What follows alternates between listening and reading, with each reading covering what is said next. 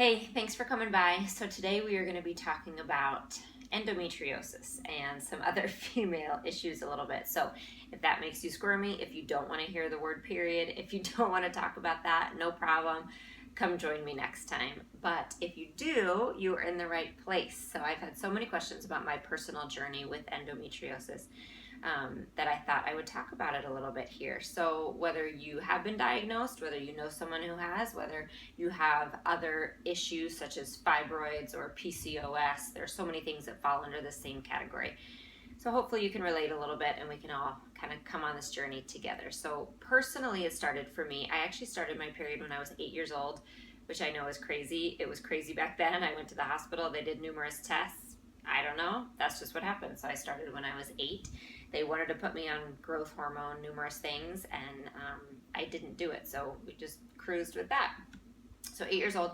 And other than that, they were fairly normal. I had bad cramps when I was young. It kind of evened itself out. No big deal. And then when I was about 25 years old, so this was 12 years ago now. Wow, 12 years ago. I woke up in the middle of the night with horrible right-sided lower abdominal pain. I woke up, it was my boyfriend at the time, now my husband. I woke him up. I said, I don't think this is normal. I don't know what it is. And it got to the point we had to go to the ER. So I almost blacked out from the pain. He drove me to the ER. I was sure it was appendicitis. After numerous tests, they weren't really sure what it was, so they decided they would call it an ovarian cyst that had burst. So I followed up with my doctor. Again, more tests. If you've been through it, you know I had all the ultrasounds, internal and external ultrasounds, many CAT scans. They still didn't find much. They let it go. Within the year, it happened again. So back to the ER, same blackout from the pain. Best they could say was an ovarian cyst that burst.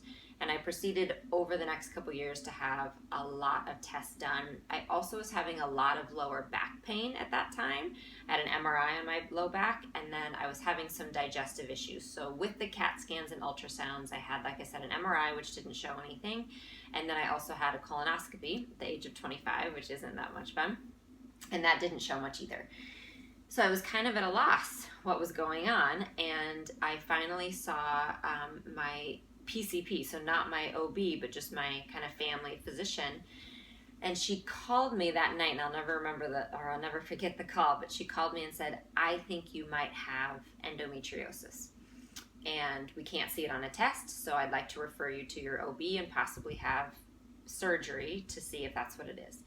And I got off the phone and I went and pulled it up online because I had no idea what it was, and I said, this is it. This is what I have. And I just knew in my bones that's what it was.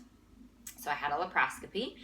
I woke up from surgery and was told they had burned and cut out what they could. I had a lot around my appendix, which is why I was getting pain down there.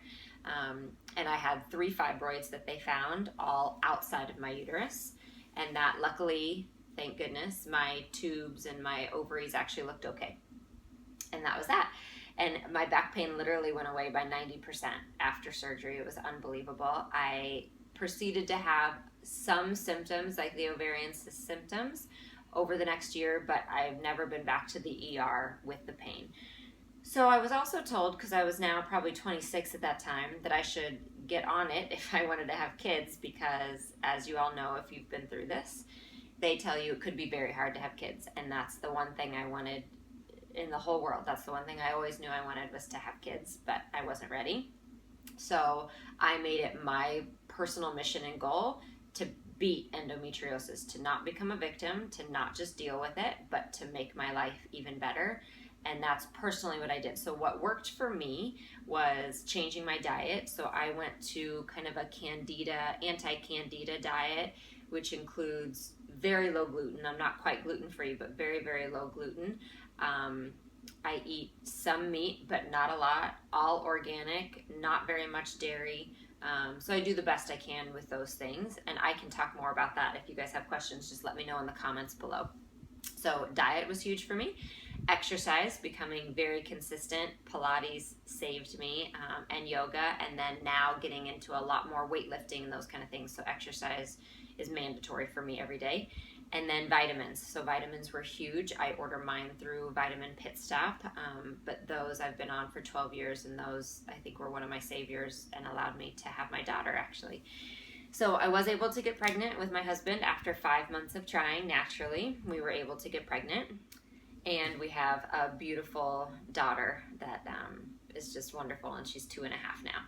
So that's been my journey. I can't say it has been all roses since then. There are definitely some times I have pain. I think that's normal. I think that's going to happen, and it's just something that I think if we have been diagnosed with something like this, it's something we have to accept.